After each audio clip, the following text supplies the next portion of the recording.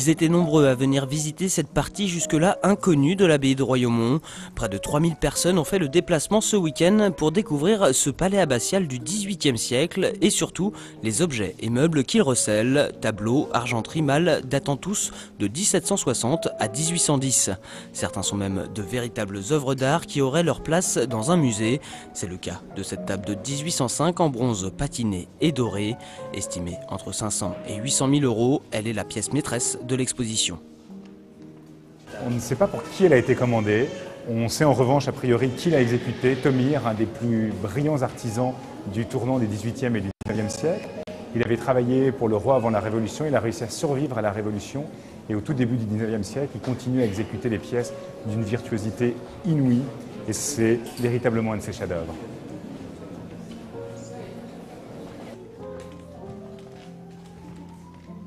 Tous les objets présentés ici ne sont pas aussi précieux. Sur les 850 lots qui seront vendus aux enchères, les prix varient d'une centaine à plusieurs centaines de milliers d'euros.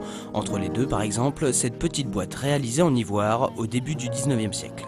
Cette petite boîte est en fait un nécessaire de couture avec un décor très finement gravé et c'est un objet qui est estimé quelques milliers d'euros. Dans ce bâtiment néoclassique construit en 1780 pour l'aumônier personnel de Louis XVI, on trouve donc de tout, ce qui est plutôt inhabituel pour une vente aux enchères. La collection d'objets qu'il abrite a été réunie par la famille Fulspringer. Une fois ce mobilier déménagé, le palais abbatial sera transformé en hôtel de luxe pour recevoir des séminaires d'entreprise. Une nouvelle vie prévue pour l'été 2013.